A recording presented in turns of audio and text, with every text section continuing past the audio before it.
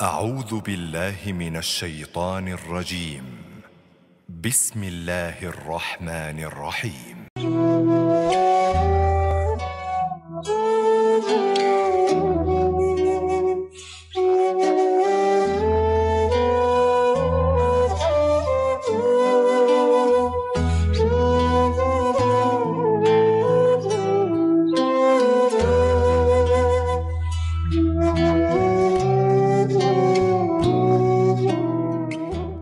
Bismillahirrahmanirrahim. Assalamualaikum warahmatullahi wabarakatuh. Alhamdulillahirabbil alamin alladzi khalaqal mauta wal hayata liyabluwakum ayyukum ahsanu amala wa huwal azizul ghafur. Asyhadu an la ilaha illallah wa asyhadu anna Muhammadar Rasulullah. Allahumma shalli ala sayyidina Muhammad wa ala ali sayyidina Muhammad. Alhamdulillah, puji dan syukur senantiasa terus kita panjatkan kepada Allah Subhanahu wa taala atas segala limpahan nikmat karunia yang tidak pernah berhenti terus Allah kucurkan kepada kita semua, terutama nikmat yang paling besar yaitu nikmat iman dan Islam. Alhamdulillah, tidak lupa nikmat lain yang begitu banyak, nikmat sehat, nikmat waktu, nikmat kesempatan, rizki, taufik, hidayah. Walaupun saat ini saya sedang sakit, selalu itu juga rizki dari Allah Subhanahu wa taala. Semoga Allah Subhanahu wa taala karuniakan kepada kita semua kekuatan, kemampuan untuk terus dijadikan hamba yang bersyukur dan terus berupaya untuk meningkatkan keimanan dan ketakwaan kita sampai akhir hayat kita semua. Amin ya rabbal alamin. Salawat dan salam semoga senantiasa terlimpah, tercurah pada junjungan kita yang mulia, yang tercinta, Nabi besar Muhammad Sallallahu Alaihi Wasallam. Juga tidak lupa pada para keluarganya, pada para sahabatnya, pada para tabiin, para tabiut tabiin, para ulama guru-guru kita semua, dan sampai pada seluruh umatnya yang insya Allah kita semua yang pada malam hari ini bergabung dalam kajian online Masjid Ashifa digolongkan Allah, dimudahkan Allah untuk senantiasa istiqomah terus sebagai umatnya sampai pada umat yang akhir zaman. Amin ya Allah rabbal alamin. Alhamdulillah, pada malam yang insya Allah baik ini dan juga selalu berkahi Allah Subhanahu wa taala, kembali Allah pertemukan kita di dalam salah satu kegiatan yang sangat baik, kegiatan ibadah tentunya, salah satu kewajiban kita sebagai seorang yang beriman, yaitu thalabul ilmi, terus menuntut ilmu dalam rangka terus berupaya menjaga, meningkatkan keimanan takwaan kita kepada Allah Subhanahu wa taala. Terima kasih pada guru kita Bapak Kiai Haji yang kembali bergabung bersama kami. Assalamualaikum, Damang Ustadz. Waalaikumsalam warahmatullahi wabarakatuh. Alhamdulillah. Sepertinya Pak Kiai juga sudah batuk. Ya, Sehat terus Ustadz. insyaallah. Alhamdulillah. Juga terima kasih pada para jamaah sekalian, keluarga besar Fakultas Kedokteran Unpad, para guru besar, para profesor, para dosen, dan juga seluruh jamaah Masjid Ashifa, baik itu di lingkungan Fakultas Kedokteran maupun di luar Fakultas Kedokteran. Siapapun kaum muslimin yang Allah takdirkan memiliki link akses untuk masuk ke dalam kajian ini, semoga bermanfaat dan juga semoga menambah ilmu kita semua yang kelak menjadi amal soleh tentunya, dan juga kelak menjadi wasilah meningkatnya keimanan kita kepada Allah Subhanahu wa taala dan semakin dekatnya kita dengan Allah Subhanahu wa taala. Amin ya rabbal alamin. Baik, kita buka kegiatan pada malam hari ini dan kita bersama kita niatkan lillahi taala, menuntut ilmu sebagai wasilah juga untuk memohon ridho Allah Subhanahu wa taala dengan kita sama-sama membaca basmalah. Bismillahirrahmanirrahim. Mohon maaf ini tempatnya juga saya kalau kurang kondusif dan ini kebetulan di rumah sendiri dan sedang dalam perbaikan, belum beres dan juga kondisi yang kurang sehat, mohon dimaafkan. Juga mohon doanya, ini saya dan juga Pak Kiai sepertinya sedang tidak sehat. Semoga kita diberi kesehatan Allah Subhanahu wa taala, kesembuhan. Amin ya rabbal alamin. Terkait dengan tema yang dibahas pada malam hari ini, tema yang sangat penting sekali untuk kita semua. Tentu kita memasuki bulan Zulhijjah ini bukan yang pertama. Sudah sering setiap tahun kita menghadapi bulan Zulhijjah. Dan saya sangat yakin sekali bahwa seluruh jamaah Ashifa bahkan para dosen di Fakultas Kedokteran dan Pajajaran, selain sudah pernah yang banyak melaksanakan ibadah haji, juga setiap tahun pasti tidak akan terlewatkan untuk ibadah kurban tentunya, insya Allah saya sangat yakin sekali. Namun ternyata kajian yang akan dibahas pada malam ini sangat penting. Kenapa? Karena ternyata di dalam bulan Zulhijjah itu tidak hanya ibadah haji dan ibadah kurban yang harus kita pahami dan harus kita hayati bersama tentunya, harus kita utamakan. Ternyata ada 10 hari yang utama di bulan Zulhijjah, yaitu di 10 hari pertama, ya tanggal 1 sampai dengan tanggal 10. Nah, insya Allah pada malam ini akan dikaji bersama Bapak Kiai, ada apa di balik 10 hari itu dan mengapa kita tidak boleh sia-siakan 10 hari pertama di bulan Zulhijjah tersebut. Dan momennya alhamdulillah bertepatan sekali karena kurang lebih sepertinya kurang dari 10 hari lagi, kurang ya 7 hari atau 8 hari kita akan memasuki tanggal 1 Zulhijjah. Dan tepat sekali kita mengkaji ilmu ini sehingga kita termotivasi mendapat ilmu sehingga langsung dapat kita amalkan dalam beberapa hari esok gitu. Dan semoga bulan Zulhijjah kita pada malam hari, pada tahun ini menjadi bulan Zulhijjah yang lebih baik daripada bulan Zulhijjah sebelumnya. Jadi tidak hanya bulan Ramadan harus lebih baik dari bulan Ramadan sebelumnya ya, tapi ternyata juga semoga bulan Zulhijjah ini menjadi Zulhijjah yang lebih baik dari Zulhijjah kita yang sebelum-sebelumnya yang pernah kita lewati. Baik, langsung saja kepada guru kita Bapak Ustadz Kiai Haji Atian Ali dengan tema keutamaan 10 hari di awal bulan Zulhijjah. Pada waktu dan medianya kami persilakan. Mangga Ustaz. Baik, terima kasih. Bismillahirrahmanirrahim. Assalamualaikum warahmatullahi wabarakatuh. Bismillah, alhamdulillah, wassalatu wassalamu ala rasulillah wa ala alihi wa ashabihi wa mawala. Bapak-bapak dan ibu-ibu, jemaah asyifa rahimakumullah. Kalau kita membaca di Quran surah Al-Fajr pada ayat 1 dan 2, Allah Subhanahu wa taala mengawali surah ini dengan bersumpah wal fajr, yang artinya demi waktu fajar, walayalin as, dan malam yang 10, wasaf'i wal watr, hari yang genap dan hari yang ganjil. Yang genap dan yang ganjil. Ini tentu menarik bagi para ulama tafsir, karena ketika Allah akan menyatakan tentang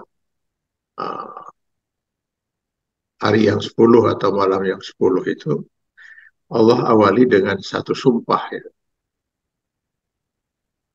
Ini menunjukkan bahwa apa yang disampaikan Allah ini sangat penting untuk diperhatikan. Karena biasanya sumpah itu baru diucapkan saat kita menghadapi sesuatu yang sangat penting. Maka bolehlah para ulama itu mencari keterangan yang dimaksud dengan 10 itu apa gitu, atau kapan gitu. Akhirnya memang mereka, para ulama ini terfokus pada 3 kemungkinan. Kemungkinan yang pertama, boleh jadi yang dimaksud 10 hari itu adalah 10 hari pertama di bulan Muharram. Itu satu kemungkinan. Kemungkinan yang kedua, bahwa yang dimaksud dengan 10 malam itu adalah 10 malam terakhir bulan Ramadan. Lalu pendapat yang ketiga, bahwa mungkin yang dimaksud dengan 10 malam di Quran surat Al-Fajr, 10 hari pertama di bulan Zulhijjah. Jadi ada tiga pendapat seperti ini. Namun yang rajih kemudian, atau yang sangat kuat gitu ya, dan menjadi banyak pegangan para ulama, mereka menyatakan bahwa yang dimaksud dengan 10 hari pada Quran surat Al-Fajr itu adalah 10 hari pertama bulan Zulhijjah. Apa alasan mereka menyatakan ini? Pertama, bahwa yang dimaksud dengan wal fajri, demi waktu fajar itu adalah itu waktu fajarnya hari raya Idul Adha, tanggal 10 Zulhijjah.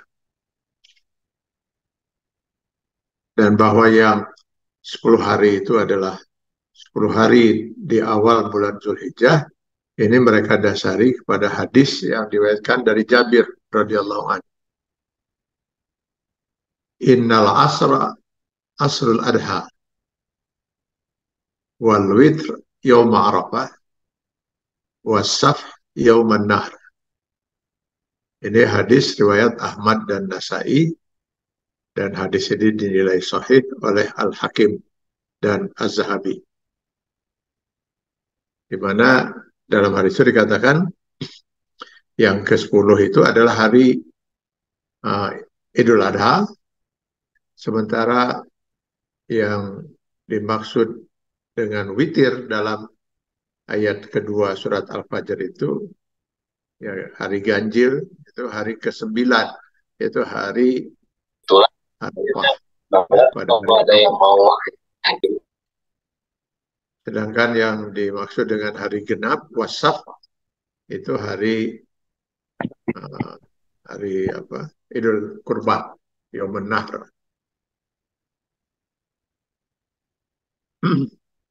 Jadi sementara ini kita berpegang bahwa kebanyakan para ulama berkeyakinan bahwa 10 hari yang utama yang kemudian dinyatakan oleh Allah Subhanahu wa taala di Quran surat Al-Fajr didahului dengan satu sumpah itu adalah 10 hari pertama di bulan Zulhijjah.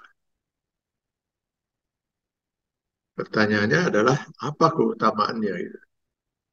Apa keutamaan 10 hari pertama bulan Zulhijjah ini? Ini bisa kita lihat dari hadis yang diriwayatkan oleh Bukhari dalam sahihnya, di mana diriwayatkan Rasulullah SAW itu menyatakan, ma min ayyamin, tidak ada hari-hari. Di sini disebut dengan ayyam, ya. Jadi hari-hari, jadi bukan satu hari. Jadi bentuknya plural, jamak. Tidak ada hari-hari di mana al-amalus saleh, amal soleh seseorang itu fihinna, pada hari-hari itu, artinya pada hari-hari tersebut itu, ahabba ilallah, itu sangat luar biasa dicintai oleh Allah, min hazihil ayyamil asr, melebihi 10 hari pertama ini, 10 hari ini gitu. Dalam hadis saya. Jadi tidak ada dalam satu tahun hari-hari di mana kalau seorang melakukan amal soleh itu bisa mengalahkan amal soleh yang dilakukan seorang pada 10 hari ini. Jadi luar biasa sekali ini 10 hari ini kan itu. Berarti sangat luar biasa sekali. Artinya Allah sangat luar biasa memberikan keistimewaan pada 10 hari ini, di mana amal soleh seseorang pada 10 hari ini punya kedudukan yang sangat penting, yang tidak bisa dikalahkan oleh hari-hari yang lain.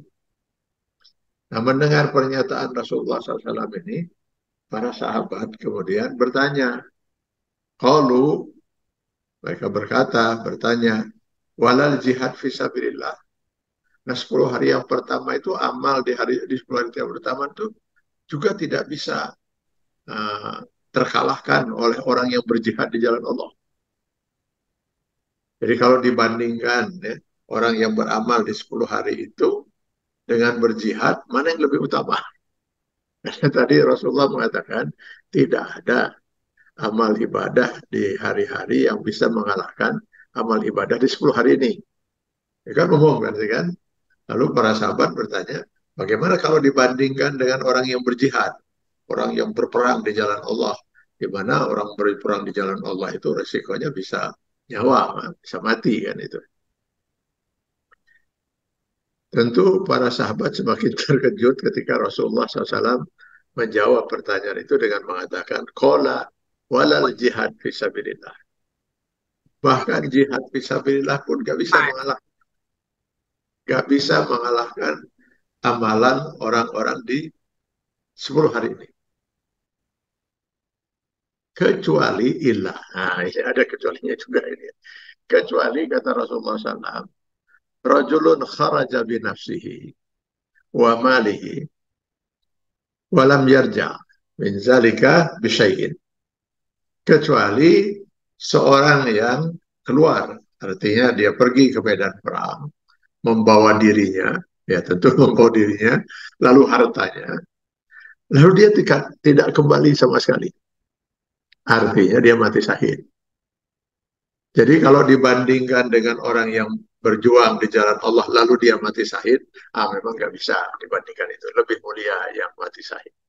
Tapi kalau dibandingkan beramal di 10 hari ini dengan orang yang berjuang di jalan Allah, perang misalnya gitu, perang ya, tetapi dia nggak mati gitu, nggak mati syahid balik lagi ke rumahnya. Itu lebih mulia amal di 10 hari ini. Nah, subhanallah ya, luar biasa ini kan ya.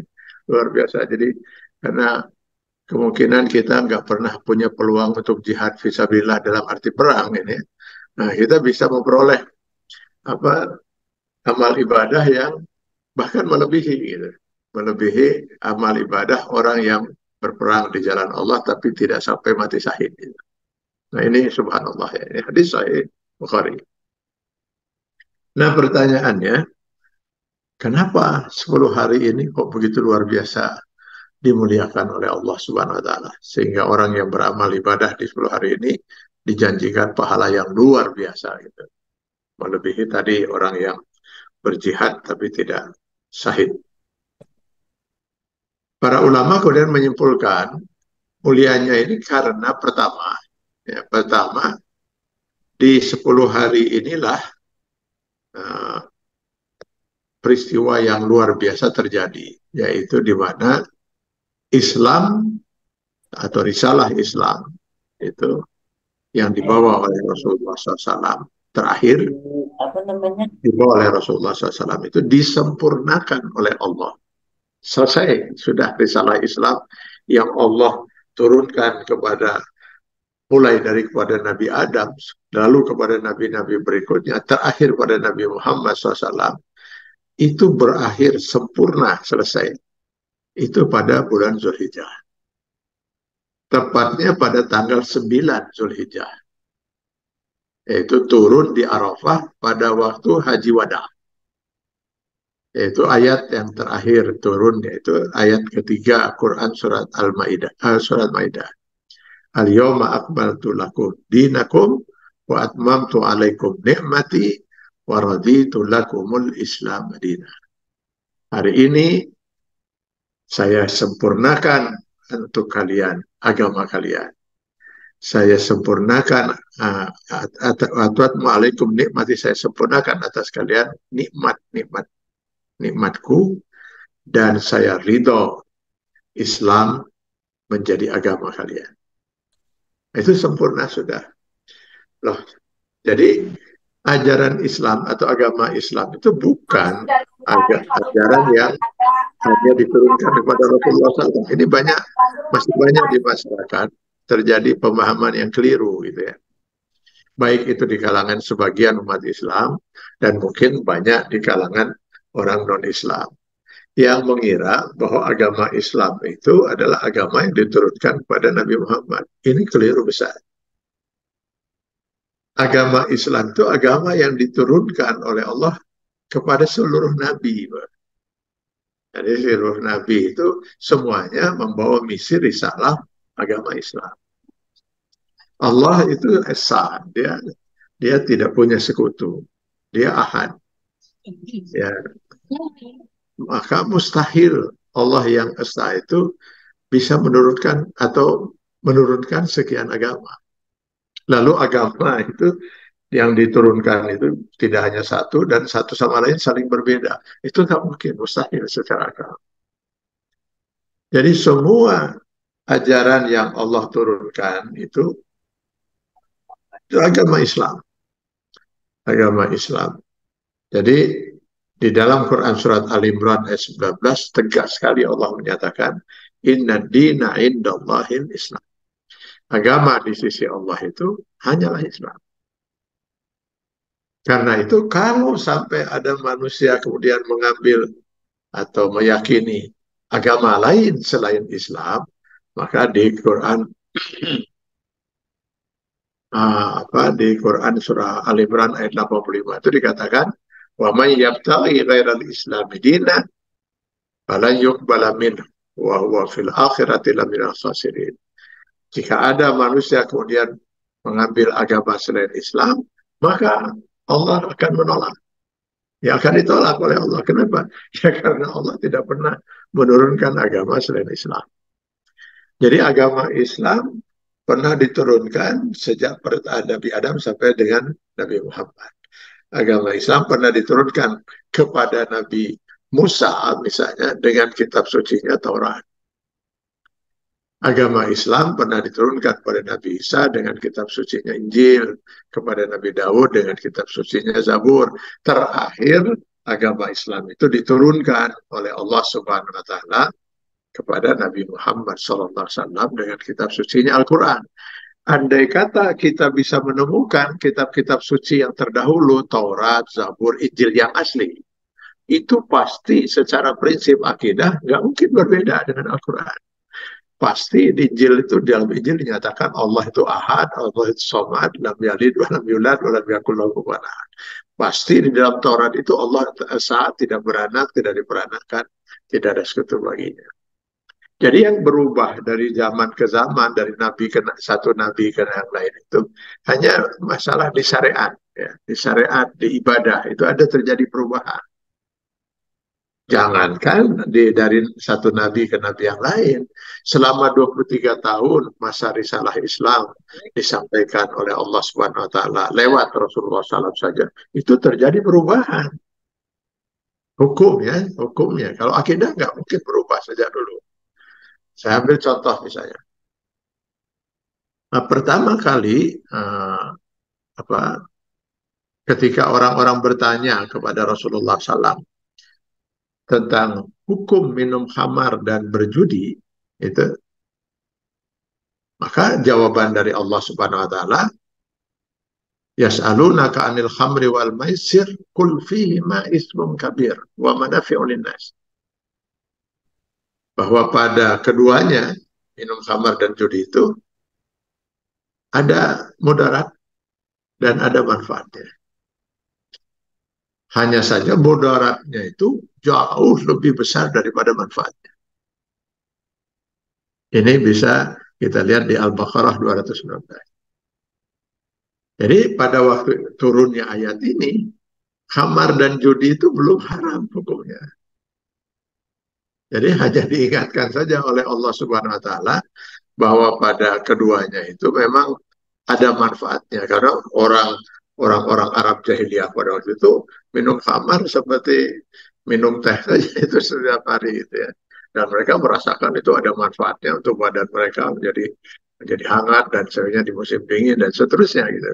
Judi pun mereka rasakan manfaatnya gitu, kalau menang gitu loh, ada manfaatnya itu. Sampai sekarang mungkin orang yang merasa judi itu menguntungkan, lamun menang, lamun eleh mah aya nu nepi ka gelo, aya nu bunuh diri, ada macam-macam itu. Nah, itu Allah tidak ingin langsung menafikan itu, lalu menyatakan memang ada manfaatnya, tapi ada mudaratnya, dan mudaratnya lebih besar daripada manfaat. Nah, ini pertanyaannya, ayat ini kan masih ada sampai sekarang di dalam Al-Quran. Jadi Bapak Ibu bisa baca di Al-Baqarah 219. Tapi ini tidak boleh dijadikan hukum sekarang gitu. Karena ini adalah tahapan hukum. Di zaman Rasulullah pun terjadi seperti itu. Nah, kemudian setelah sekian lama turun lagi ayat yang ada di Quran surat An-Nisa 43. Ya ayyuhallazina amanu la taqrabus salat wa antum sukar. Orang yang beriman, jangan pernah kalian mendekati sholat dalam keadaan mabuk. Jadi sampai di sini tahap kedua ini minum khamar belum juga diharamkan. Jadi seolah-olah Allah ingin mengatakan kalau kalian mau minum khamar minumlah gitu, mabok maboklah gitu. Tapi jangan sampai waktu sholat kamu dalam keadaan mabuk. Nah, jadi makin dipersempit ruangnya itu. Kalau tadi dipersempit dengan pernyataan bahwa mudaratnya itu lebih besar daripada manfaatnya. Nah, sekarang makin dipersempit lagi. Mereka yang biasa mabuk pagi, siang, sore, malam, kapan saja mereka mabuk gitu ya. Kebiasaan orang-orang Arab jahiliyah pada waktu itu. Kali ini setelah mereka masuk Islam nggak bisa lagi. Sebab kalau mereka mabuk pagi, bisa-bisa nanti zuhur nggak sholat dalam keadaan mabuk kan nggak boleh kan itu. Kalau dia mabuk setelah zuhur, khawatir nanti asar nggak bisa sholat itu karena dalam keadaan mabuk. Begitu juga seterusnya kalau dia mabuk asar nanti mungkin maghrib bisa hilang, maghrib nanti malah isya bisa hilang. Sehingga peluang untuk mabuk tinggal satu itu untuk mereka itu, yaitu pada isya. Nah, pada isya mabuk lagi mereka, gitu kan. Tapi sudah sekarang mulai terbatasi. Gitu. Barulah di tahap ketiga dan ini tahap yang terakhir. Itu turunnya ayat 90 Quran Surat Al-Ma'idah. Di mana Allah menyatakan dengan tegas sekali innal khamru wal maisir wal ansab wal azlam rijsun min amali syaitan. Bahwa sesungguhnya minum khamar dan judi dengan segala macam bentuknya itu perbuatan keji dari perbuatan kejahatan, karenanya jauhilah. Ini sudah haram itu. Jadi Bapak dan Ibu sekalian, ini tahapan hukum. Tahapan hukum. Ini tahapannya itu ya seperti itu gitu ya. Jadi ayat-ayat ini masih ada di dalam Al-Quran, tetapi ayat 219 Al-Baqarah dan Al-Nisa 43 tidak boleh lagi sekarang kita jadikan sebagai dasar hukum. Sehingga nanti kalau ada orang bertanya, apa hukum judi dan khamar? Oh, ada manfaatnya, ada mudaratnya, nggak boleh. Nggak boleh sekarang. Itu tahapan dulu pada masa awal Islam. Diturunkan lewat Rasulullah. Atau misalnya, silahkan kalau kamu mau mabuk, mabuklah. Tapi asal waktu sholat, kamu jangan dalam keadaan teler. Nggak bisa. Ada dalilnya dalam Al-Quran, An-Nisa 43. Itu tahapan dulu. Itu dalam hukum. Dalam pandangan para ulama atau para ulama menyatakan itu sudah mansuh hukman la tilawatan. Secara hukum dia sudah dihapus dengan turunnya Al-Maidah 90. Jadi ini yang sering kali kita lihat banyak orang tidak memahami tahapan ini kan Pak. Jadi akhirnya mereka kemudian melihat ada satu ayat lalu menghukumkan sesuatu lewat ayat itu ada atau hadis tersebut gitu. Contohnya itu atau kita ambil contoh lagi misalnya di Al-Baqarah 180 Allah menyatakan Iza hadara ahadakumul maut intaraka khairanil wasiyata lil walidain wal aqrabun. Jika seseorang sudah menjelang akan mati, akan meninggal dunia, hendaklah dia menulis wasiat untuk kedua orang tua dan keluarganya, saudara-saudaranya. Nah ini kenapa ini? Kenapa harus dibatasi? Jadi dulu pada awal-awal Islam itu mengikuti kebiasaan orang-orang Arab jahiliyah. Warisan, harta warisan itu hanya jatuh pada anak. Jadi kalau yang almarhum itu meninggalkan masih punya orang tua nggak kebagian. Saudara-saudara kandung, saudara saya, saudara nggak ada yang kebagian, seorang pun juga. Maka Allah kemudian memerintahkan, jangan semua jatuh pada anak. Tolong buat wasiat. Kalau kamu mau meninggal itu buat wasiat agar orang tua itu dapat bagian lewat wasiat itu atau saudara-saudara kandung, saudara sebapa dan seibu dan seterusnya itu. Nah itu Al-Baqarah 180. Bolehkah sekarang kita melaksanakan yang di ayat 180? Nggak boleh. Nggak boleh. Karena dalam hadis dikatakan tidak boleh wasiat kepada ahli waris. La wasiatan li waris. Tidak ada wasiat terhadap ahli waris. Dan sebentar karena orang tua dan saudara-saudara itu ini sudah menjadi ahli waris. Itu dengan turunnya ayat 11, 12 Quran Surat An-Nisa. Maka Al-Baqarah 180 itu sudah tidak boleh lagi dilaksanakan secara hukum. Mansuh hukman, sudah terhapus hukumnya. Gitu. Jadi tidak lagi boleh karena sekarang orang tua dan saudara sudah masuk dalam hukum waris. Jadi tahapan ini terjadi selama 23 tahun masa risalah itu. Nanti kalau dipelajari lagi, pertama kali sholat itu gimana sih? Hanya ada satu kali dalam sehari semalam, yaitu yang ada di Quran surat Al-Muzammil. Ya ayuhal muzammil qumil laila illa qalila nisfahu aw inqus minhu aw zid alaihi warattilil qur'ana tartila. Bisa dibaca di Al-Muzammil 1 sampai dengan 10. Kalau menurut hadis riwayat Aisyah, hampir 1 tahun itu Rasulullah melaksanakan itu dengan para sahabat. Sampai akhirnya turun perintah sholat 5 waktu. Nah, pertama kali sholat 5 waktu juga diperintahkan, itu hanya 2 rakaat. Subuh 2 rakaat, zuhur 2 rakaat, asar 2 rakaat, maghrib 2 rakaat, isya 2 rakaat. Baru kemudian dirubah lagi. Subuh tetap 2 rakaat, zuhur, asar, isya nambah jadi 4 rakaat, maghrib jadi 3 rakaat. Nambah lagi ada sholat sunnah rawatib, qobliyah, ba'diyah, ada sholat sunnah duha, terus nambah demikian itu. Jadi Islam itu datang secara bertahap itu. Datang bertahap. Sempurnanya itu ada pada ayat 3 Al-Maidah tadi. Tadi di teks itu ada yang bertanya ya tentang Al-Maidah ayat 3 ini. Tolong dilihat tidak di awal itu, ada di bagian kelanjutan dalam ayat itu. Jadi itu tahapannya.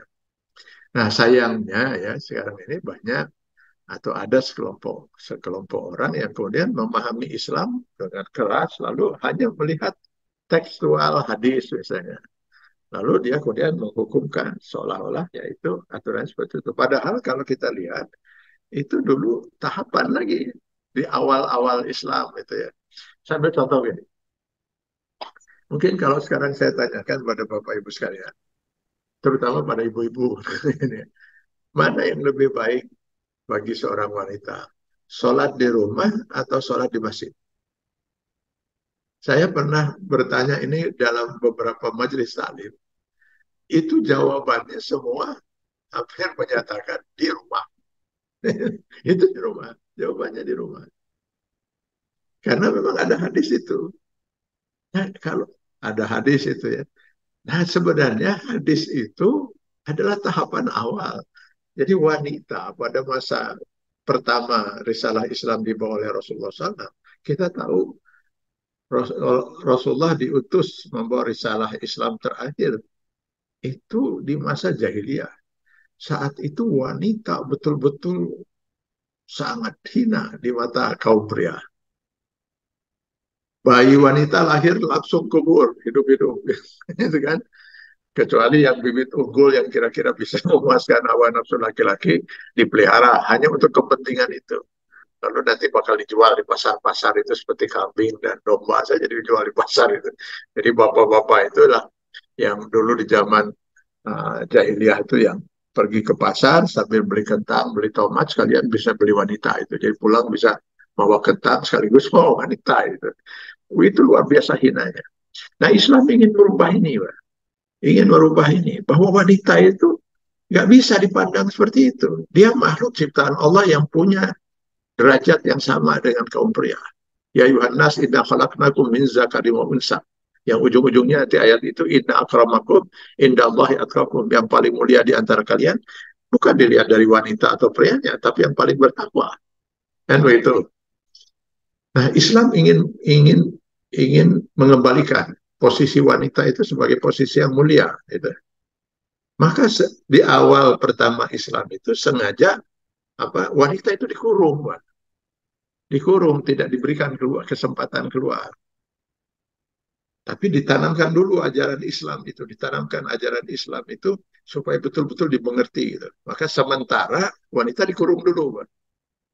Jadi bukan hanya ke masjid, Pak. Wanita nggak keluar, gitu. Kalau sholat, dia di rumah, gitu. Bahkan hadisnya cari ruangan yang gelap ya. Di rumah saja cari ruangan yang gelap itu. Jadi kalau mau dicari sekarang mungkin gudang lah gitu, di gudang itu mungkin. Jadi tersembunyi di ruang yang gelap seperti itu. Dan nilainya sama dengan sholat di masjid. Ini di awal untuk menghibur wanita supaya mereka jangan merasa gimana ya, kalau kita kalau nggak bisa diberi kesempatan yang sama dengan laki-laki ada di sholat di masjid berjamaah dan seterusnya. Jadi setelah setelah apa Islam itu menanamkan yakinkan pada umat kedudukan wanita itu begitu sangat mulia, sama saja dengan pria gitu kan. Dan yang paling mulia itu adalah yang paling bertakwa, dan itu sudah tertanam, barulah kemudian Allah izinkan. Maka nanti akan ketemu dalam hadis-hadis itu, kuntu nahaitu, dulu saya pernah melarang. Wanita dulu nggak boleh pergi ke ziarah kubur itu, atau mengantarkan misalnya suaminya meninggal, terus dia ikut ke kuburan, nggak boleh. Dulu di awal nggak bisa itu. Nah, jadi sekarang, lah kalau sekarang apa alasan kita untuk menahan wanita itu di rumah, untuk sholat di rumah?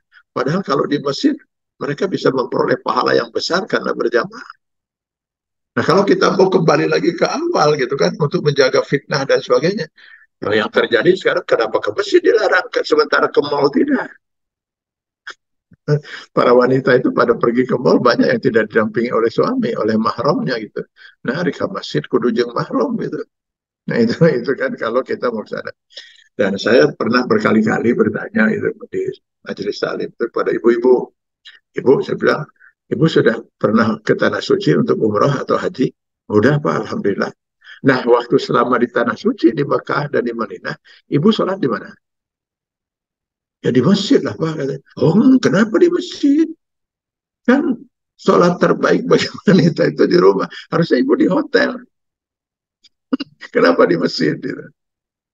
Nah, kalau kita mau konsekuen hanya melihat tekstual hadis itu, kita ternyata tidak juga melaksanakan itu. Lalu jawaban yang paling sering kali diterima, oh iya kan di Masjidil Haram itu 100.000, Pak, pahalanya.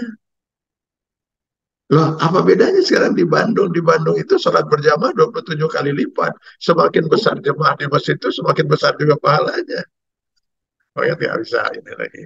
Jadi ini yang pertama ya. Jadi wanita pada waktu itu begitu keluar, kalaupun di zaman awal-awal Islam itu, kalaupun boleh keluar, terpaksa keluar, ditutup mukanya, Pak. Ditutup mukanya, supaya tidak dikenal. Ini awal-awal Islam. Jadi sayangnya sekarang ada sebagian umat Islam yang melihat tekstualnya hadis itu, lalu mau diterapkan dalam kondisi sekarang. Sudah berbeda itu kan. Misalnya saya ambil contoh lagi gitu kan.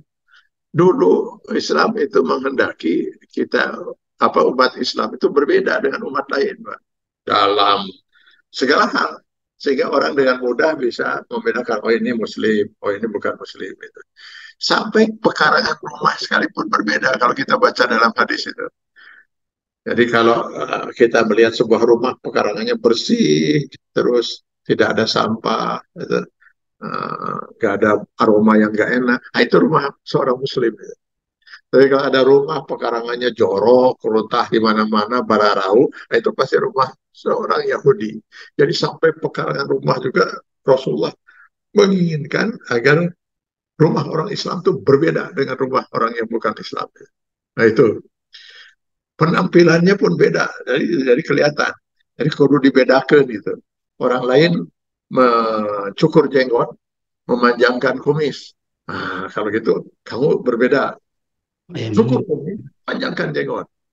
Itu dulu untuk terjadi perbedaan-perbedaan di awal. Terus sekarang kalau mau diterapkan susah juga itu kan.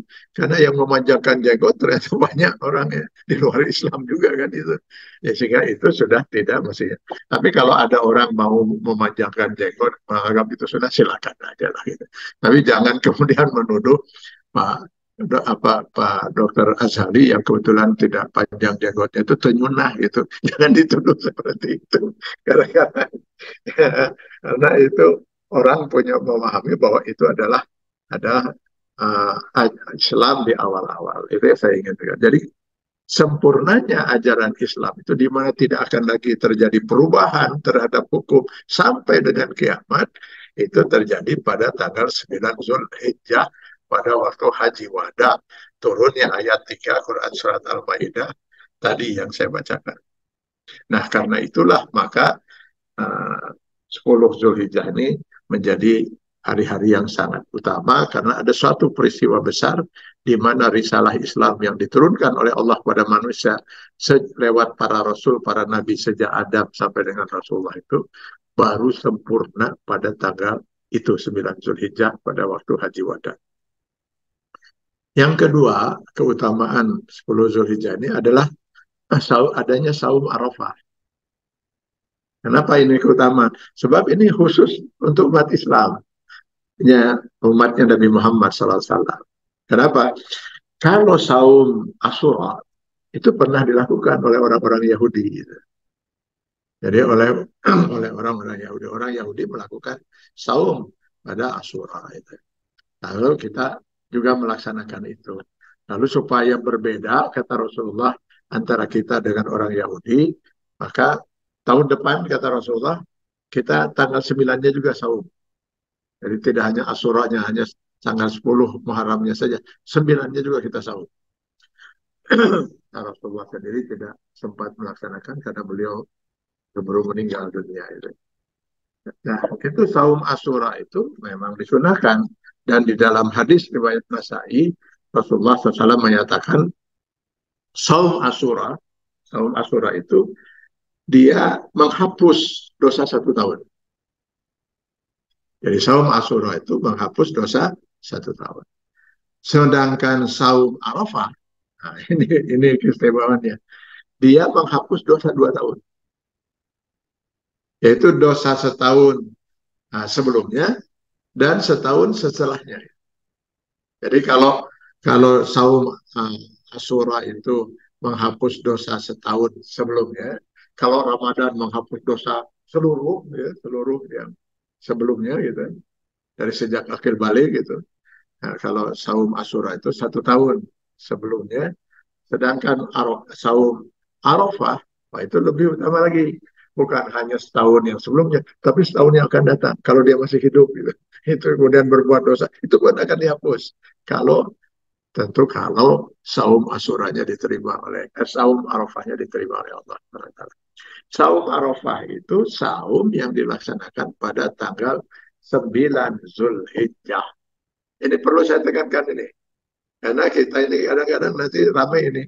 Pada waktu pelaksanaan 10 Arafah itu ketika nanti penanggalan 9 Zulhijjah kita berbeda misalnya dengan Saudi Arabia. Loh sekarang besok orang wukuf di Arafah. Kita sekarang harus puasa besok. Nggak bisa setelah itu. Loh, nggak ada urusannya kita dengan orang wukuf di Arafah. Memang tanggal 9 Zulhijjah itu saat orang melaksanakan wukuf di Arafah. Bahkan orang yang wukuf di Arafah itu tidak saum. Tidak saum. Para jemaah haji itu tanggal 9 pada saat wukuf itu tidak dianjurkan saum. Bahkan yang saum itu yang tidak haji kita. Misalnya kita tidak haji gitu ya. Maka kita disunahkan saum Arafah. Saum Arafahnya tanggal 9 Zulhijjah menurut perhitungan kita. Di Indonesia, tempat kita tinggal. Di Bandung bahkan kalau perlu itu. Jadi nggak ada urusannya dengan kita dengan Mekah. Ini selalu terjadi seperti ini. Loh, sekarang Ramadan sudah kok kita berbeda dengan Mekah? Mekah kok duluan sehari gitu? Ya memang biarkan saja karena mereka menghitung atau melihat misalnya itu tanggal 1 Ramadan sudah jatuh pada tanggal itu. Sementara kita nggak melihat atau tidak, hitungan kita berbeda misalnya kan.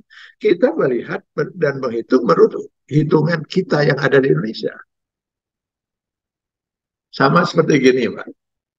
Sekarang Bapak misalnya sahur di Indonesia, di Bandung. Setelah sahur lalu Bapak pergi ke Jakarta. Ya, lalu sampai di Jakarta 2 jam kemudian Bapak setelah Jakarta itu langsung naik pesawat berangkat untuk umroh ke Tanah Suci. umroh ke tanah suci. Kapan Bapak buka puasa? Ya menurut waktu Jeddah kan itu, menurut waktu Mekah. Sehingga akhirnya nanti saumnya Bapak itu nambah 4 jam. Jadi kalau di Indonesia biasanya cuma 14 jam, sekarang 18 jam. Nggak bisa nanti kita mengukur dengan ukuran Indonesia. Ini sudah di Indonesia ini sudah maghrib ini. Terus makan. Loh matahari masih di atas itu. Oh itu zuhur itu. Oh kita sudah makan itu. Sebaliknya ketika nanti kita mau pulang di bulan Ramadan misalnya kita sedang sahur gitu ya. Lalu kita sahur di Mekah. Lalu pergi ke Jeddah. Lalu naik pesawat. Kapan kita berbuka? Menurut perhitungan di di tempat kita masuk waktu maghrib. Nah misalnya datang datang di Jakarta, kita sudah maghrib itu. Padahal menurut perhitungan di Mekah masih masih waktu zuhur. Kita sudah berbuka karena kita sudah berada di Indonesia sudah maghrib. Jadi perhitungan itu berdasarkan di mana tempat kita tinggal. Maka saum Arafah itu saum pada tanggal 9 Zulhijjah menurut perhitungan di negara masing-masing. Jadi nggak ada urusannya dengan Mekah. Kalau mau disamakan nggak akan pernah bisa sama gitu. Lo selisihnya ada waktu 4 jam gitu. Kalau nanti harus sama misalnya sahur dia kita di Bandung dengan di Arafah, berarti kita harus sahurnya bareng, bukanya bareng. Nanti gimana sahurnya tengah puting, terus bukanya masih zuhur. waktu di waktu di apa di waktu maghrib di kita di sana masih waktu zuhur. Ayo kita udah buka gitu. Karena dengan perhitungan Mekah kan tidak seperti itu. Gitu. Jadi ini yang perlu saya tekankan.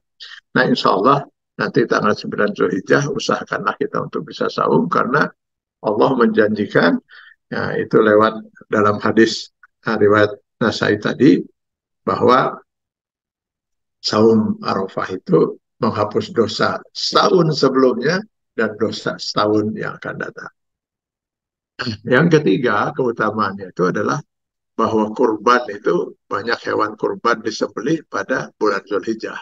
Nanti tanggal 10, 11, 12, 13 Zulhijjah itu orang pada di hari tasyrik ya, pada menyembelih kurban itu. Saya kira entah berapa juta hewan kurban yang akan disembelih di seluruh dunia itu ya. Kemudian yang keempat keutamaan Zulhijjah itu ya ya ibaratnya muktamar umat Islam sedunia. Pada tanggal 9 Zulhijjah itu kumpullah seluruh jemaah haji itu di Arafah. Bayangkan Pak. Nah, saya kira belum pernah ada di satu tempat di negeri ini ada orang berkumpul dari seluruh bangsa, seluruh berbeda warna kulit, berbeda bahasa, berbeda suku, berbeda macam-macam tingkatan sosial, tapi semua kemudian yang pria hanya memakai 2 helai kain putih gitu. Yang itu tanpa jahit gitu. Sehingga sulit kita membedakan mana orang kaya, mana orang miskin, mana pejabat, mana rakyat biasa gitu. Nah, di situ tempat berkumpullah katakanlah muktamar umat Islam sedunia. Nah, apa sebenarnya amalan yang sebaiknya kita lakukan di 10 hari pertama Zulhijjah ini? Yang pertama, dianjurkan di 10 hari pertama Zulhijjah ini, dalam 10 hari itu kita memperbanyak zikir. Ini berdasarkan Quran surat Al-Hajj ayat 28, liyashhadu manafi'a lahum wa yazkuru smallah fi ayyamin ma'lumat. Hendaklah mereka berzikir menyebut asma Allah pada ayam maklumat, pada hari-hari yang ditetapkan, ditentukan. Hari yang telah ditentukan. Nah, menurut Ibnu Abbas radhiyallahu anhu, hari-hari yang telah ditentukan yang dimaksud di dalam ayat 28 Quran surat Al-Hajj itu adalah 10 hari pertama bulan Zulhijjah. Karena itu berbanyaklah kita berzikir. Nah, sekarang maksudnya gimana? Berzikir memperbanyak membaca tasbih, tahmid, takbir, tahlil seperti itu. Ya itu diantaranya. Diantaranya. Tapi zikrullah itu artinya mengingat Allah. Ya. Jadi jangan hanya diartikan lidah kita mengucapkan takbir, tasbih, tahmid, tahlil saja. Mengingat Allah itu ya kita berarti selama kita menjalani kehidupan di jalan yang diridhoi Allah, itu berarti kita sedang zikrullah, sedang mengingat Allah. Kalau kita tidak mengingat Allah, ya kita tidak akan menjalani kehidupan sesuai dengan aturan dan hukum Allah. Jadi saat kita terdengar azan harus sholat. Nah itu kita sedang ingat pada Allah. Jadi selama kita melaksanakan apa yang diperintahkan oleh Allah dengan niat mencari ridha Allah, kita sedang zikrullah. Meninggalkan yang dilarang karena Allah, kita sedang zikrullah.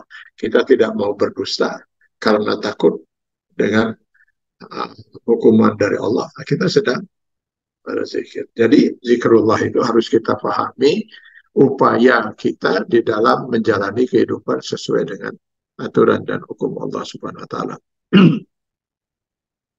Jadi ada kisah begini, Pak. Jadi suatu ketika Rasulullah SAW berkunjung ke rumah putrinya Fatimah radhiyallahu anha, yang waktu itu Fatimah sudah menjadi suami dari Sayyidina Ali radhiyallahu anhu. Matahari sudah mulai naik, Pak. Jadi sudah mulai naik matahari itu. Jadi waktu Rasulullah datang itu dijumpai putrinya ini sedang masih duduk di tikar sholat. Jadi ditanyalah oleh Rasulullah, sejak kapan kamu duduk di tikar sholat ini, berzikir ini? Sejak sholat subuh, kata Fatimah. Subhanallah, kata Rasulullah SAW. Nah, ini dia. Beliau langsung mengingatkan kita, sekaligus menegur sang putri kesayangannya. Lalu bagaimana dengan nasib suamimu, Fatimah? Pasti suamimu mungkin perlu sarapan, perlu minum kopi kalau kita sekarang ya. Mungkin dia perlu apa dan lain sebagainya. Bagaimana bisa kamu, suami itu bisa terpenuhi kebutuhan untuk sarapan, main kopi, kalau kamu terus berzikir seperti ini? Andai kata kamu ingin berzikir selesai sholat, cukuplah kata Rasulullah kamu membaca Subhanallah 33 kali, Alhamdulillah 33 kali, Allahu Akbar 3 kali, tutup 100-nya dengan La ilaha illallah. Itu sudah cukup memadai. Jadi asbabul wurud, sebab timbulnya angka 33 ini sebenarnya, Pak. Ya itu ya. Jadi nggak boleh kita lebih dari 33 gitu, atau kurang dari 33 sampai harus pakai tasbih gitu. Ngitungnya bisa lebih gitu atau bisa kurang gitu kan. Ada yang pakai tasbih, ada yang terus ngitung lewat jari tangan gitu ya. Sebenarnya bukan itu, Pak. Bukan itu. Jadi silakan saja mau 1000 kali, mau 2000, tapi jangan sampai kegiatan zikir yang seperti itu akhirnya meninggalkan kewajiban kamu sebagai seorang istri pada suami. Layani suamimu, itu kewajibanmu. Nanti ketika suami itu kemudian sudah dilayani, suami sudah pergi kerja dan sebagainya, kamu sudah sendirian, gak ada yang bisa dikerjakan, silakan kalau mau berzikir lagi. Mau sampai 1000, 2000 silakan aja. Jangan sampai zikir yang seperti itu, jadi zikir menyiapkan sarapan untuk suami itu zikrullah. Menyiapkan kebutuhan untuk suami itu zikrullah. Melayani suami itu zikrullah bagi seorang istri gitu ya. Suami mencari nafkah untuk istri dan anak-anaknya di jalan Allah itu zikrullah. Setiap yang kita lakukan di jalan Allah itu kita sedang zikrullah gitu ya. Kan nggak bisa kemudian dengan berzikir subhanallah, subhanallah, beres sarapan, subhanallah, subhanallah, beres di kopi untuk suami. Bisa, tapi oleh pembantu kan itu sarapan itu. sementara peluang untuk masuk surganya seorang wanita itu justru dalam posisinya sebagai seorang istri dalam upaya melayani suaminya. Gitu. Jadi dalam zikir itu perbanyaklah kita berzikir lidah kita. Bahkan sebaik-baik zikir yang keluar dari mulut kita adalah menyampaikan kebenaran ilahi, menegur orang yang melakukan kesalahan, yaitu waman ahsanu qawlan mimman da'a ila Allah wa amila shalihan wa qala innani minal muslimin. Tidak ada ucapan yang terbaik ahsan di mata Allah kecuali ucapan seorang yang mengajak orang lain untuk menjalani kehidupan sesuai dengan aturan Allah. Suami mengajak istrinya untuk sholat, istri mengingatkan suaminya untuk segera melaksanakan kewajiban sholat, atau menegur ketika anaknya berbohong, mendidik anak di jalan Allah, lalu menasehati. Nah, ini semua adalah zikrullah ya, yang harus kita lakukan. Jadi perbanyaklah berzikir dengan bertasbih, tapi tidak kita fahami zikir sesempit itu. Selama kita berada di jalan Allah, insya Allah kita sedang zikrullah. Yang kedua, perbanyaklah ibadah saum. Tadi saum Arafah ya, sudah kita bahas. Yang ketiga, perbanyaklah kita membaca Al-Quran di 10 hari Zulhijjah itu ya. Jadi kita tingkatkan lagi pembacaan ayat suci Al-Quran. Itu bisa kita lakukan pada mungkin dari perjalanan rumah ke kantor. Kalau tidak bisa membaca karena kita lagi nyupir, minimal sambil kita mendengarkan ayat-ayat Al-Quran yang dibacakan dan kita mendengarkannya juga jadi dapat pahala gitu ya. Apalagi kalau kita hafal sampai sehingga kita bisa mengikutinya. Karena di dalam hadis riwayat Ibnu Khuzaimah, dan ini sahih hadisnya, Al-Quran afdalu zikri. Dari semulia-mulia zikir itu adalah kita membaca Al-Quran. Yang keempat, amalan yang sebaiknya kita lakukan di 10 Zulhijjah itu adalah memperbanyak bersedekah. Di Quran surat Al-Munafikun ayat 10, ini secara umum Allah menyatakan, wa anfikum mimma razaqnakum min qabli an ya'tiya ahadakumul maut fayaqulu rabbi laula akhartani ila ajalin qarib fa asaddaqa wa akum minas salihin. Infakkanlah apa yang Allah rizkikan pada kalian sebelum datang suatu masa di mana kalian menghadapi kematian, yaitu pada saat sakaratul maut. Sehingga seorang pada saat itu kemudian mengatakan, Rabbi laula akhartani, ya Allah, andai kata saja engkau tunda kematian ini beberapa saat gitu ya, mungkin berapa hari atau berapa minggu, ila ajalin qarib, untuk waktu yang dekat lah gitu ya, mungkin berapa lama, maka saya akan pergunakan waktu itu untuk bersedekah, fa'asaddaka, sehingga saya bisa menjadi orang yang soleh. Ya terlambat, terlambat. Jangan sampai kita baru mau bersedekah saat sudah sakaratul maut, Pak. Karena nilainya, niatnya pun sudah nggak benar. Karena kenapa? Saat sakaratul maut orang akan meninggal. Nah, pada saat orang sudah akan meninggal itu, dia pasti sudah tahu bahwa seluruh hartanya nggak ada manfaatnya lagi untuk dia. Ya kan itu.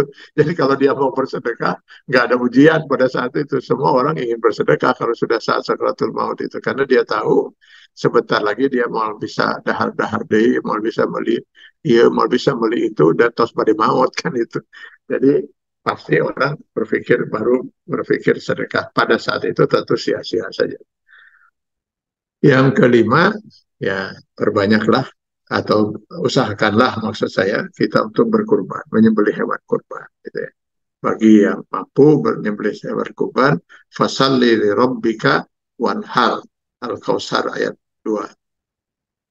Dan yang keenam, itu bagi para jemaah ya melaksanakan ibadah haji. Nah, pada saat itulah mereka melaksanakan ibadah haji pada bulan-bulan yang ditentukan oleh Allah, bulan maklumat ya, 4 bulan itu. Al-Hajju Ashurun maklumat di Al-Baqarah 197. Jadi Bapak-bapak dan Ibu-ibu sekalian, nah inilah sebenarnya ya, jadi kita lihat bahwa memang dari awal itu terjadi perbedaan tentang apa yang dimaksud oleh Allah di Quran surat Al-Fajr tentang 10 malam itu. Ada yang mengatakan itu 10 malam itu adalah 10 hari di awal bulan Muharram, ada yang mengatakan 10 malam di bulan Ramadan, dan ada yang mengatakan 10 hari di awal bulan Zulhijjah. Dan ternyata para ulama lebih cenderung pada yang terakhir ini. Dasarnya tadi hadis Nasai dan hadis riwayat Ahmad. Dan bahwa kenapa ini mulia tadi kita sudah jelaskan. Dan apa yang harus kita lakukan, mari kita manfaatkan 10 hari yang bulan Zulhijjah itu untuk memperbanyak amal. Karena seperti yang dinyatakan oleh Rasulullah dalam hadis riwayat Anas itu, bahwa 10 hari ini, orang yang beramal pada 10 hari di bulan Zulhijjah ini gak bisa dikalahkan dengan amalan apapun di luar 10 Zulhijjah itu. Bahkan kalau mau dibandingkan dengan orang yang berjihad di perang di jalan Allah, masih gak bisa terkalahkan itu. Kecuali kalau orang yang berjihadnya itu betul-betul mati syahid. Kalau dia tidak mati syahid, masih lebih utama itu orang yang beribadah di 10 Zulhijjah ini. Nah, mudah-mudahan kita bisa memanfaatkan 10 Zulhijjah ini untuk banyak kita berbuat amal kebaikan. Ya, saya kira itu saja yang bisa saya sampaikan. Semoga Allah memberkahi dan meridai kita sekalian. Bila taufiq wal hidayah. Assalamualaikum warahmatullahi wabarakatuh. Waalaikumsalam warahmatullahi wabarakatuh. Alhamdulillah, syukran Ustadz hatur nuhun, telah kita simak ya para jamaah sekalian. Ternyata keutamaan di 10 hari pertama di bulan Zulhijjah itu sangat luar biasa sekali. Sampai satu-satunya yang bisa melebihi keutamanya adalah kita berperang tanpa kembali lagi begitu. Artinya kita meninggal dunia syahid di jalan Allah. Ini merupakan sebuah momentum yang sangat luar biasa, yang sangat sayang sekali kalau kita sia-siakan. Mari kita sama-sama untuk siapkan diri kita untuk membekali diri kita dari ilmu, harta, juga tenaga, dan sebisa mungkin kemampuan kita untuk melaksanakan amal soleh di 10 hari bulan Zulhijjah tersebut dengan amalan-amalan yang tadi telah PKI sebutkan. Baik, pada para jemaah sekalian, banyak sekali yang kita dapatkan pada malam hari ini.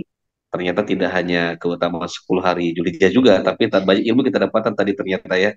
Kita banyak memahami keterangan-keterangan itu secara tekstual, tapi alhamdulillah tadi secara kontekstual Ustaz telah sampaikan. Salah satunya tadi juga Ustaz sampaikan terkait dengan para ibu, para akhwat yang sholat itu lebih baik di rumah. Memang saya juga sering mendengar Ustaz itu.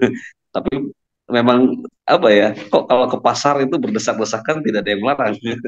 Tapi kalau ke masjid begitu amannya, begitu itu malah dilarang. Masya Allah.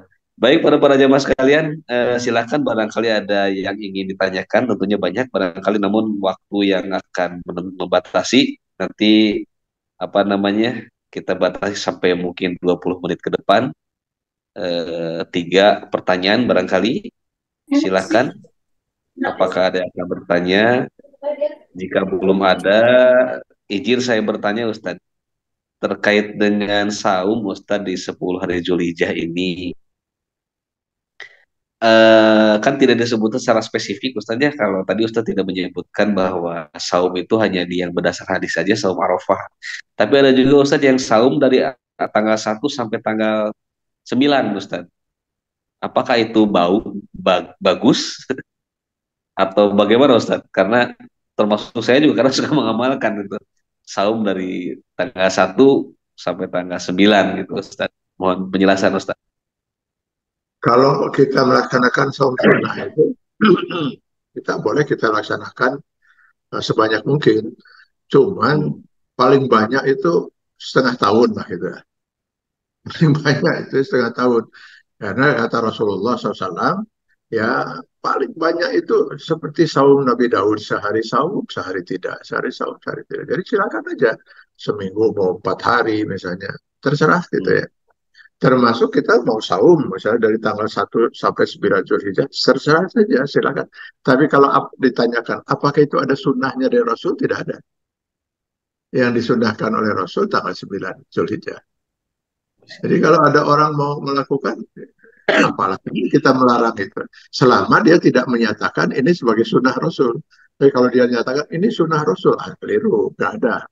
Nggak ada. Rasulullah hadis menjelaskan bahwa ada Rasulullah pernah melaksanakan saum sunnah dari tanggal 1 sampai 9 Zulhijjah gitu. Nggak ada itu. Jadi boleh-boleh saja kalau kita mau melaksanakan itu. Nggak ada masalah. Asal tidak mengklaim itu sebagai sunnah Rasul. Baik Ustadz, terima kasih. Ini Ustadz membacakan satu pertanyaan lagi dari Pak Dr. Suwardi. Terkait dengan puasa Arafah itu fadilahnya itu kita diampuni dosanya 1 tahun ke depan dan 1 tahun ke belakang dan 1 tahun ke depan. Sementara yang menunaikan ibadah haji kan tidak melaksanakan saum Arafah. apakah kita itu lebih diuntungkan daripada yang melaksanakan ibadah haji? Dan juga Ustaz, saya juga ingin bertanya Ustaz terkait pertanyaan ini, terkait dengan diampuni dosa sampai setahun ke depan itu maksudnya bagaimana Ustaz ya? Karena apakah kita jadi bebas gitu setelah gitu berbuat kesalahan? Mohon izin Ustaz Mangga. Iya, ya tentu kita nggak mungkin bisa mengalahkan orang yang haji karena itu kan hanya dosa diampuni, ya dosa diampuni oleh Allah 1 tahun ke belakang, 1 tahun ke depan. Kalau ada dosa yang dia lakukan, itu dosa diampuni belum tentu juga bisa lolos masuk surga itu ya. Karena kalau dia baru melaksanakan tahun ini gitu ya, berarti yang tahun ini dia Saum Arafah. Berarti yang tahun kemarin dengan tahun yang akan datang. Tapi sekian puluh tahun yang 10 tahun yang lalu kan belum tentu dia muni. Jadi belum tentu juga dia masuk surga. Bang. Jadi kalau orang yang haji lalu kemudian dia diterima hajinya, al hajjur mabrur laisa lahul jaza idal jannah. Udah bukan lagi masalah ampunan. Udah jelas kalau ampunan jelas itu diampuni oleh Allah. Seperti ampunan di bulan Ramadan itu ya seluruhnya. Tapi ini dengan jaminan surga loh. Artinya kalau haji dia itu mabrur, surga pasti itu. Andai kata dia pulang gitu kan, belum berbuat dosa gitu kan, udah meninggal gitu. Udah pasti surga itu. Ya, jadi tentu lebih utama orang yang haji gitu, dibanding yang tidak haji gitu.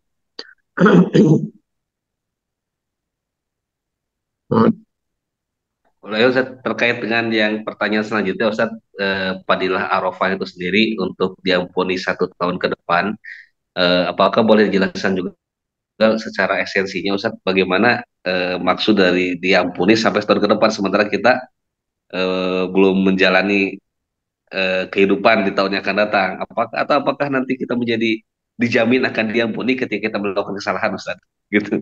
Iya, jadi gini, andai kata kan belum tentu juga hidup ya, belum juga tentu hidup gitu. Mungkin begitu dia saum Arafah tanggal 9, tanggal 10 itu terus mau. Kan itu. Atau tanggal 11 Zulhijjah dia sudah meninggal dunia. Jadi untuk apa yang 1 tahun ini? Ini mah andai kata dia masih hidup gitu kan di tahun yang akan datang dan andai kata dia berbuat dosa, maka Allah akan mengampuni dosa dia itu untuk 1 tahun yang ke depan itu. Andai kata dia masih hidup dan andai kata dia berbuat dosa.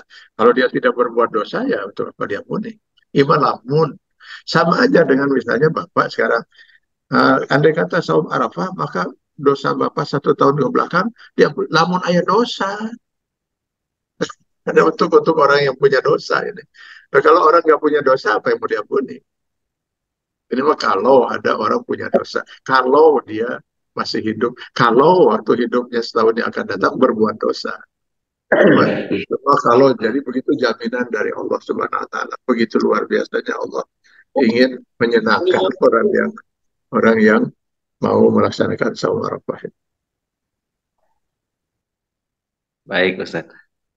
Ada Berarti Ustaz esensinya pertanyaan. sama seperti waktu Ustaz menjelaskan bahwa dosa yang diampuni itu adalah dosa kepada Allah Ustaz ya. Tetapi ketika melakukan Ya, dosa-dosa yang ah, Aisyah itu beda lagi Ustaz ya. ya betul, ya betul. Jangan jadi yang dimaksud dosa-dosa yang langsung diampuni oleh Allah itu hanya dosa yang langsung antara kita dengan Allah.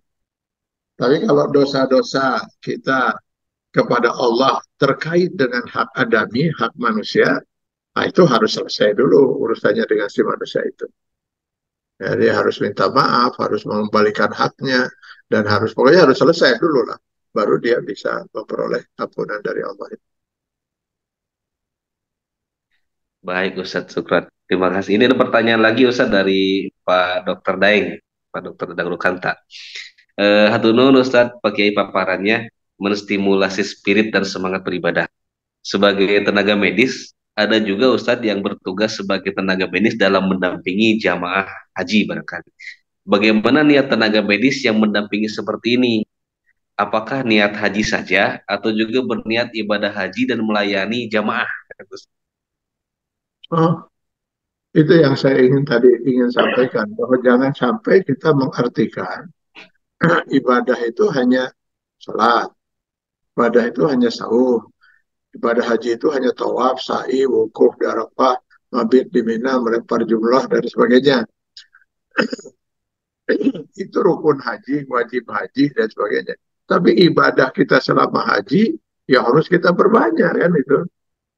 Baik itu yang terkait hablum minallah maupun yang terkait hablum minannas. Saya malah melihat petugas-petugas haji yang para dokter itu, para bidan, apa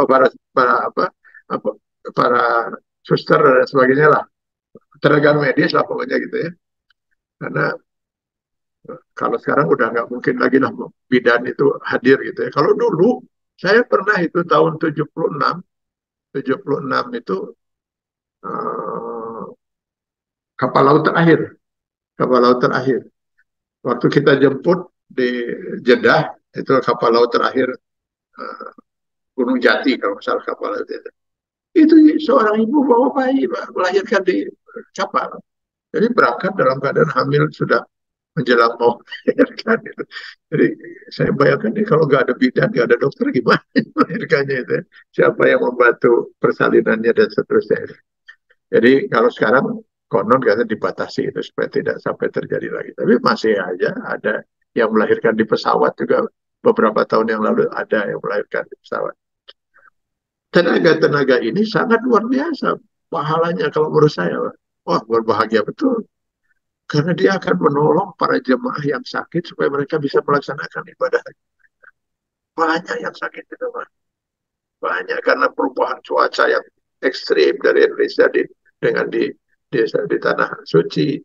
Lalu kemudian mungkin dengan kurangnya istirahat selama dalam perjalanan dari ibadah. Banyak orang yang jatuh sakit itu. Andai kata tidak ada tenaga medis yang membantu, tentu ibadah mereka kan akan terganggu pula ya.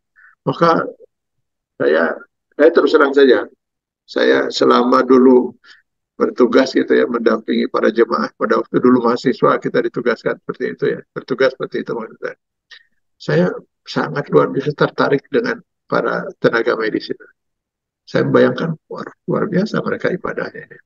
Ibadahnya, hajinya itu. Nilai ibadah hajinya itu. Kenapa? Karena selain mereka hablum Allah melaksanakan rukun haji, wajib haji, mereka melakukan amal ibadah yang sangat mulia untuk bisa membuat para jemaah haji itu bisa melaksanakan ibadah haji mereka. Ini sangat luar biasa kalau menurut saya. Jadi niatnya ya berhaji dan sambil melakukan semua ibadah termasuk ya melayani pasien dan menangani pasien. Ya, itu niatkan semua karena Allah Subhanahu wa taala. Semua yang kita niatkan karena Allah di jalan Allah sesuai dengan aturan Allah itu ibadah. Maka kesempatan pada para dokter dan para tenaga medis di tanah suci itu peluang ibadahnya sangat luar biasa besar kalau dalam dalam keyakinan saya sangat luar biasa besar karena kita telah berbuat sesuatu untuk para jemaah agar mereka bisa melaksanakan ibadah haji. Ya, Baik, terima kasih Ustaz. Begitu Dokter Daeng ya, Masya Allah. Jadi ternyata para dokter itu dalam mendampingi jamaah haji, ternyata Allah berikan keistimewaan dan ternyata kesempatan untuk melipat ganda pahala luar biasa sekali. Alhamdulillah. Baik pada ya para jamaah sebenarnya, sekalian, sebenarnya untuk para tenaga medis bukan saya karena sekarang berhadapan dengan banyak para dokter ya, tapi terus terang saja profesi dokter itu profesi yang sangat luar biasa nilai ibadahnya, Pak. Kenapa? Seorang wanita hanya karena menolong seekor anjing yang hampir mati kehausan saja, wanita nakal itu akhirnya taubatnya segera diterima oleh Allah, akhirnya masuk surga kan ya. Hanya jasa dia sebelum bertobat, memang yang membuat dia masuk surga itu karena tobatnya diterima. Tapi kenapa proses tobatnya begitu cepat diterima oleh Allah? Karena sebelum dia bertobat, dia oleh Allah dipandang dia telah melakukan perbuatan yang sangat mulia. Apa perbuatan dia? Menolong seekor anjing yang hampir mati kan kehausan. Menolong seekor anjing, ya. Binatang yang notabene bagi kita umat Islam perlu jaga jarak lah gitu ya. Itu saja kalau binatang itu terancam mati, menolong membantunya itu menolong menyelamatkan nyawanya itu udah ibadah. Bagaimana dengan menolong sama manusia? Jadi bukan hanya di tanah suci. Jadi apa, profesi para dokter itu luar biasa mulianya di Bandung juga itu kan. Betapa banyak orang yang sakit sehingga nggak bisa banyak beribadah, nggak bisa banyak berbuat, berkarya dan sebagainya. Tertolong karena diantaranya karena apa apa yang dilakukan oleh para dokter. Apalagi di tanah suci, Pak, gitu ya. Mudah-mudahan lah bapak-bapak yang kebetulan menjadi uh, apa tim tenaga kesehatan dulu apa dulu istilahnya itu, tenaga kesehatan itu tentu sangat luar biasa, insya Allah. Dicari itu oleh para jemaah itu dokter, asal jangan dokternya malah hilang gitu. Dicari-cari oleh jemaah hilang gitu. Ya, karena dokternya ingin banyak berzikir, ya, dan diatur-atur lah waktunya itu. Karena nanti banyak ya, kita juga kadang-kadang ada jemaah sakit dan sebagainya, nyari dokternya, ya dokternya sedang tawaf. Harusnya ada giliran lah para dokter dengan tenaga medis yang bergiliran, jangan sampai ada jemaah yang membutuhkan segera pertolongan. Gak ada dokter, biasanya dokter bergiliran itu, bergiliran itu. Insya Allah mulia, sangat mulia. Baik, Ya. alhamdulillah. Kita masih ada waktu barangkali 5 menit. Satu pertanyaan kepercayaan para jamaah. Mangga sebelum ditutup doa oleh Pak Kiai, boleh melalui audio barangkali. Silakan. Jika sudah tidak ada lagi, maka ini akan ditutup nih. Silakan para jamaah, apakah ada pertanyaan terkait dengan bulan Zulhijjah ini? Silakan.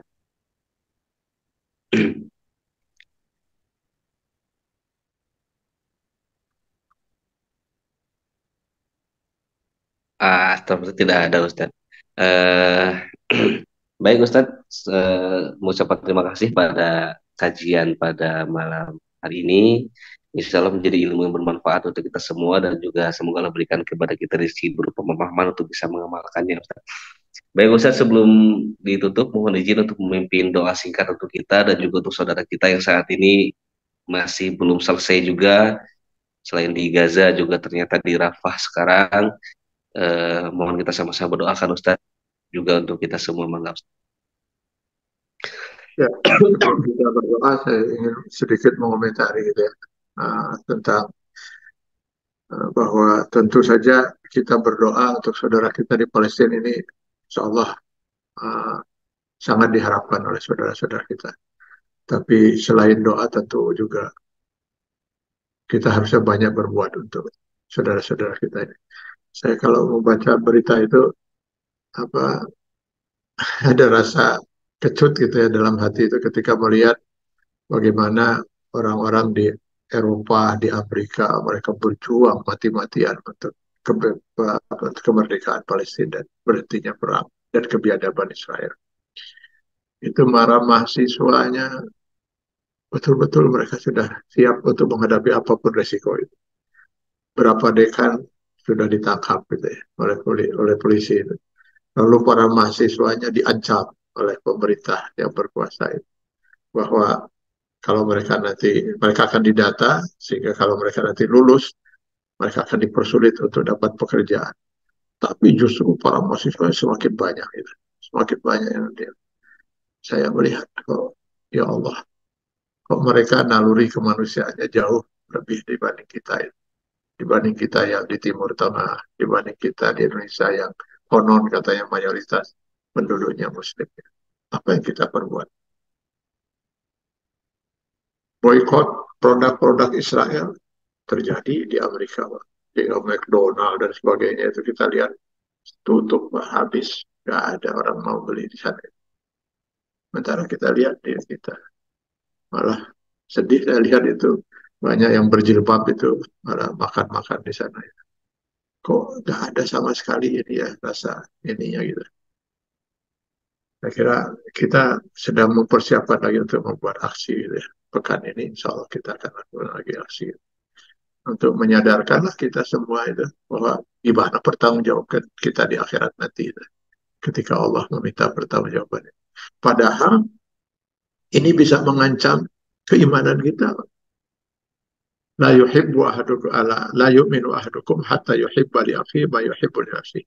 Tidak beriman seseorang di antara kalian sampai dia bisa mencintai saudaranya sama mukmin seperti cinta dia pada dirinya sendiri. Kalau hadis itu secara harfiahnya tidak beriman. Kalau tidak beriman ya kafir. Walaupun ada sebagian ulama mengartikan yang dimaksud tidak beriman itu tidak sempurna keimanan. Katakanlah itu paling ringan ditafsirkan tidak sempurna. Kita siap itu. Keimanan kita dianggap tidak sempurna. Dengan kita tidak peduli dengan nasib saudara kita. Berat ini ya. Berat sekali ini. Ya mudah-mudahan Allah segera menyadarkan kita untuk berbuat sesuatu. Paling tidak kita berjuang untuk tidak menikmati. Gitu. Tidak menikmati minuman, makanan, apapun yang terkait dengan ya, mudah itulah mungkin bagian yang bisa kita perjuangkan itu untuk bisa melemahkan ekonomi mereka agar mereka tidak bisa membeli senjata gitu untuk membantai saudara-saudara kita di Palestina. Baiklah kita berdoa, kalau saya malah cenderung mari kita berdoa khusus untuk mereka saudara-saudara kita, mudah-mudahan Allah segera selamatkan mereka dan mudah-mudahan Allah hancur dan binasakan Zionis Israel dan sekutunya sebagaimana janji Allah SWT. A'udzubillahi minasyaitonir rajim. Bismillahirrahmanirrahim. Alhamdulillahirabbil alamin. Wassalatu wassalamu ala asrofil mursalin wa ala alihi washabihi ajmain. Allahumma innaka afuwwun karim tuhibbul afwa fa'fu anna ya karim. Allahumma a'izzal Islam wal muslimin wa azilla syirka wal musyrikin. Allahumma anquzna minal fitan ma zahara minha wa ma batan. Allahumma ansur ikhwana al-muslimin al-mujahidin fi Palestin min al-yahudi al-ghasibin wa min as-salibin al-hakidin wa min sairi a'da'i al-islam wal-muslimin. Allahumma dammir al-yahuda wa Israel wa sattit samlahum wa farrik jam'ahum. Allahumma inna alaika bihim wa innahum la yu'jizunaka ya zal jalal wal ikram. Allahumma wahidi sufuf al-muslimin wa sabbit aqdamahum وأنزل السكينة في قلوبهم. اللهم اجمع قلوب المسلمين في كل مكان يا سامع الدعاء يا ذا الجلال والإكرام. اللهم إنك قلت وقولك الحق المبين ادعوني أستجب لكم. اللهم إن هذه الدعاء ومنك الإجابة ولا حول ولا قوة إلا بالله العظيم. ربنا آتنا في الدنيا حسنة وفي الآخرة حسنة وقنا عذاب النار وادخلنا الجنة مع الأبرار. يا عزيز يا غفار يا رب العالمين. سبحان ربك رب العزة عما يصفون وسلام على المرسلين والحمد لله رب العالمين. Amin ya Allah. Alhamdulillah, amin. Syukran jazakallahu Ustaz, hatur nuhun telah memimpin doa untuk kita semua. Semoga Allah mudahkan kita untuk terus peduli, untuk terus merasa sebagai saudara atas apa yang terjadi pada saudara-saudara seiman kita di Palestina sana. Dan juga semoga Allah segera berikan pertolongan pada saudara-saudara kita sana, dan segera hancurkan para Zionis itu, dan Allah bebaskan negeri Palestina itu. Amin, amin ya Allah. Sekali lagi terima kasih pada Ustadz atas ilmu yang bermanfaat telah disampaikan pada kita semua, dan juga para jamaah sekalian. Semoga apa yang kita dapat pada hari ini mampu untuk kita pahami dan kita amalkan tentunya, dan juga menjadi wasilah amal soleh, menjadi wasilah semakin dekatnya kita dengan Allah Subhanahu Wa Taala, terus dengan ilmu yang kita dapat pada hari ini untuk mengamalkannya di bulan Zulhijjah tentunya. Dan juga semoga bulan Zulhijjah kita pada tahun ini menjadi lebih baik dari bulan Zulhijjah kita tahun-tahun sebelumnya. Amin ya rabbal alamin. Sekali lagi terima kasih pada para jamaah sekalian. Mohon maaf atas segala kekurangannya. Insya Allah kita akan bertemu kembali pada hari Ahad yang akan datang. Mari kita tutup kegiatan kita dengan kita membaca doa kifaratul majelis bersama-sama. Subhanakallahumma wa bihamdika asyhadu an la ilaha illa anta astaghfiruka wa atubu ilaik. Walhamdulillahirabbil alamin. Bila taufiq wal hidayah. Assalamualaikum warahmatullahi wabarakatuh.